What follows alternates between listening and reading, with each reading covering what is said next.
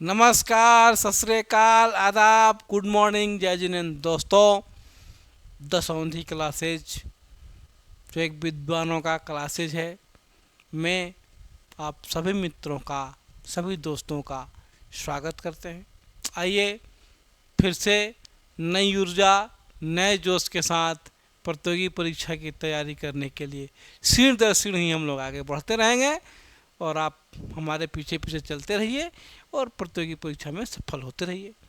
अगर आप पहली बार इस चैनल को देख रहे हैं तो बेल आइकन का बटन नीचे दिखा रहा होगा, आप उसको प्रेस करें, बटन दबाएं, चैनल को सब्सक्राइब करें ताकि प्रतियोगी परीक्षा के लिए मूल मंत्र, फंडामेंटल, बेसिक जो कर सकते हैं, स्टाइल, स्मार्ट स्टडी के लिए आपको हमेशा मिलता रहे। आइए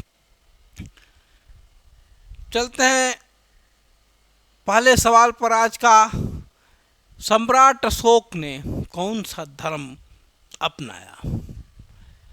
सम्राट अशोक 261 ईसा पूर्व कलिंग युद्ध हुआ। कलिंग उड़ीसा का पुराना नाम है। कलिंग पर जब अशोक युद्ध करने लगा तो वहीं से उसको विरक्ति का एहसास हुआ। उसमें कलिंग की पुत्री युद्ध करने के लिए आई थी मर्दाना वेश में।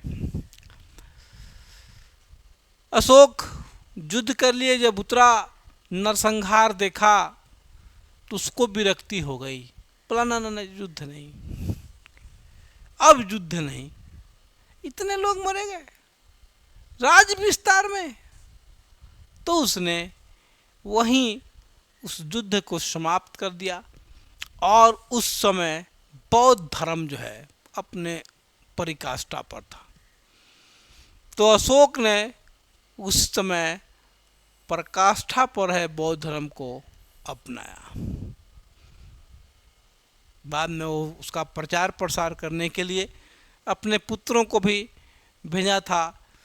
तो आगे मैं बताऊंगा, लंका भेजा, किसी को सिलोन भेजा। अगला प्रश्न, अशोक का पूरा नाम। ये सीरीज ही अशोक पे लगता है। चलिए खैर, हमको तो पढ़ना है। अशोक का पूरा नाम क्या था? अशोक का पूरा नाम, अशोक का पूरा नाम जो था, देवानप्रियम अशोक मौर्य। उसका पूरा नाम क्या था? क्यों? मौर्य उसका टाइटल था, अशोक उसकी उपाधि थी और देवानप्रियम उसका नाम था। और ये तीनों का नाम जोड़कर उसका नाम पड़ा देवानप्रियम अशोक मौर्य। बिंदुसार इसके पिताजी का नाम था। किताबों में, इतिहासों में सिर्फ बिंदुसार ही मिलता है, लेकिन बिंदुसार मौर्य ही उसका पूरा नाम था।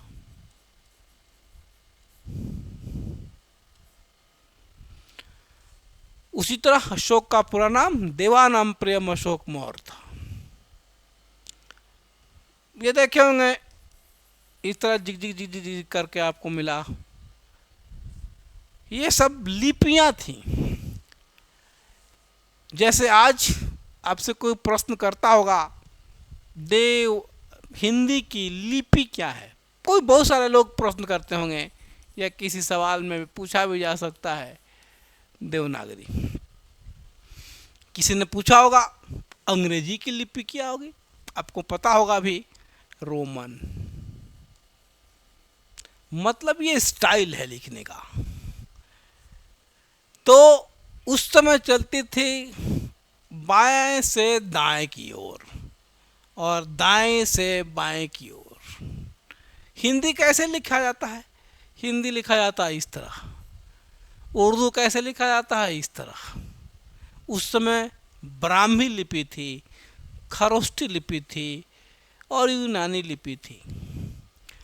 खरोष्ठी लिपि, ब्राह्मी लिपि बाएं से दाएं और खरोष्ठी दाएं से बाएं लिखी जाती थी। उस समय तीनों लिपियों में अशोक के शिलालेखों पर जिक्र है। ब्राह्मी का भी, खरोष्टी का भी और यूनानी का भी। इसने तीनों लिपियों का प्रयोग अपने शिलालेखों। अब शिलालेख पूछिएगा क्या होगा? शिलालेख, शिला मतलब पत्थर, ये पत्थर है ना, है अभी तो आपको फोटो दिखा। शिला मतलब पत्थर, अब पत्थर पर क्या लिखा गया?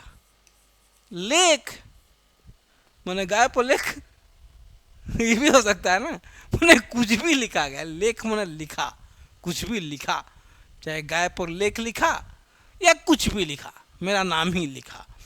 तो पत्थर पर लिखा तो शिला माने पत्थर, और लेख माने लिखा गया, पत्थर पर लिखा गया शिलालेख, है ना? समझ में आ गया? अभी कभी नहीं भूलिएगा, जीवन भर याद रहेगा। अगला प्रश्न, अशोक ने कलिंग युद्ध के बाद कौन सी नीति अपनाई थी? कलिंग युद्ध, हमने कहा 261 ईस्वी में अशोक का कलिंग माने उड़ीसा के राजा के साथ युद्ध हुआ। इस युद्ध में नीति थी कि भाई पहले क्या होता था, राजा, जिस तरह आज आपका चाइना है, क्या करता है? विस्तार करता है, हिंदुस्तान में घुसने का प्रयास करता है। साम्राज्य विस्तार की नीति हुआ करती थी जब राजतंत्र हुआ करता था, जब राजा होता था। एक समय ऐसा था कि अफगानिस्तान भी भारत में था, तक्षशिला का नाम सुना होगा आपने। पाकिस्तान भी भारत में था, बर्मा भी भारत में था, नेपाल के भी कुछ हिस्से भारत में थे, माने अखंड भारत हुआ करता था। तो साम्राज्य विस्तार की नीति हुआ करती थी राजा के समय। राजतंत्र में साम्राज्य विस्तार की नीतियां होती थी कि हम अपने साम्राज्य को बढ़ाएंगे। उसी तरह अशोक भी उसी नीति पर चल रहा था, और उसी के दरमियान कलिंग का युद्ध हुआ था। लेकिन कलिंग के युद्ध के बाद उस विरक्त हो गया, युद्ध से हाथ जोड़ लिया, और उसने धम्म नीति को अपनाया। किस नीति को? धम्म माने शांति की नीति। अब हमको युद्ध नहीं करना। तो भाई राजा है, विस्तार तो करना ही चाहिए, लेकिन भैया नहीं, हो गया, बहुत हो गया। खैर बहुत हो भी चुका था उस समय, चंद्रगुप्त मौर्य ने ही भारत को अखंड भारत बना दिया था। खैर ये चाणक्य का सपना भी था अखंड भारत। कौटिल्य जिसका नाम था, वो शख्स जो चंद्रगुप्त मौर्य का महामंत्री हुआ करता था, उसी ने ये सपना देखा कि खंड खंड को हम अखंड बना देंगे। उसने खंड खंड भारत को अखंड बनाने का प्रण किया, और चंद्रगुप्त मौर्य को, घनानंद को अपदस्थ कर चंद्रगुप्त मौर्य को बनाया राजा। और उसी ने कहा, साम्राज्य विस्तार किया, और सही में खंड खंड भारत को उसने अखंड बना दिया। आगे चलते हैं। अशोक के धम्म में किस बात पर जोर दिया गया? स्वाभाविक बात है, धम्म अभी हम पढ़ाए भी हैं। धम्म का माने शांति, शांति मतलब अहिंसा, अहिंसा परमो धर्म। जैन समाज का पहला डायलॉग है ये, उनकी पहली कह सकते हैं कि अहिंसा परमो, वो चुट्टी को भी नहीं मारते हैं, भले लाश से लग जाए, माने जानबूझकर एक चींटी को भी नहीं मारते हैं। उसे ही हम कहते हैं अहिंसा। अहिंसा मतलब हिंसा नहीं। और सत्य, दोनों जैन धर्म में भी है, बौद्ध में भी है, जैन में भी है। और इसी धर्म पर धम्म नीति में, धम्म बात पर हमने कहा ना, धम्म, धम्म माने शांति, अहिंसा। धम्म इन्हीं दो बातों पर टिका था। अशोक ने इसी को अपनाया और इसका प्रचार प्रसार भी बहुत किया। और बौद्ध धर्म उस समय अपने चरम सीमा पर था। यही सब राजा थे जो कि बौद्ध धर्म को बहुत आगे तक ले गए।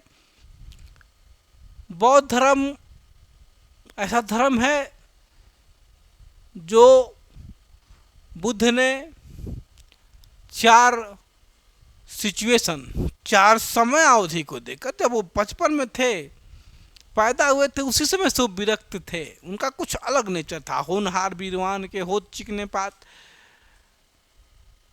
उन्होंने 29 साल की अवस्था में घर छोड़ दिया। 29 साल की अवस्था में पत्नी से कई बार कहा, पिता से भी कई बार कहा, लेकिन पत्नी तो पत्नी है, कभी कहेगी कि मेरा पति जो हमको छोड़कर चला जाए।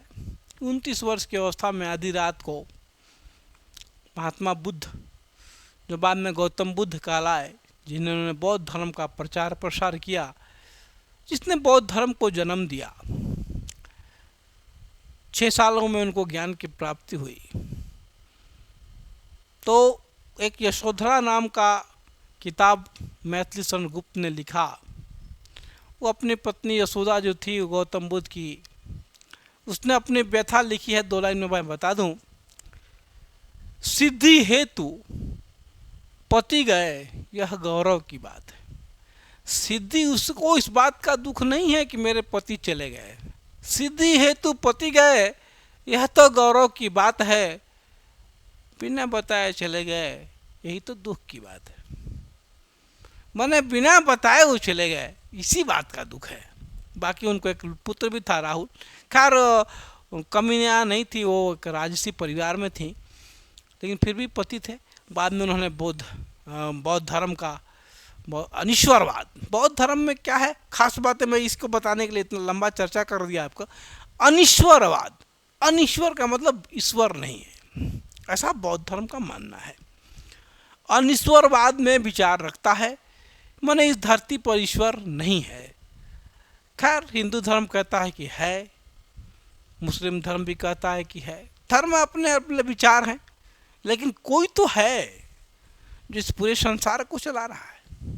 अब जो नाम दे दीजिए, कोई अनिश्वरवाद कह ले, कोई नेचर कह ले, कोई प्रकृति कह ले, कोई अल्लाह कह ले, कोई अकबर कह ले, कोई जय जिनेंद्र कह ले, कोई कुछ भी कह ले, लेकिन कोई एक ऐसी शक्ति है जो ओमनीपोटेंट है, ऑल पावरफुल है, जो उस पूरे सृष्टि को चलाता है। एक बस के पलटने से एक आदमी भी नहीं मरता है, और ठेस लगने से आदमी मर जाता है। दोनों बातें हैं कि नहीं? कारण क्या है? कोई है एक ऐसी शक्ति जो ठेस लगने वाले को भी स्वर्ग सिधार दे रहा है, और बस 3 खाने पलट भी जा रहा है, बच्चा सुरक्षित है। कोई तो है। खैर ये तो आपके मानने की बात है। अगले वीडियो में मिलते हैं पुनः नई ऊर्जा और नए सवाल जवाब के साथ। धन्यवाद।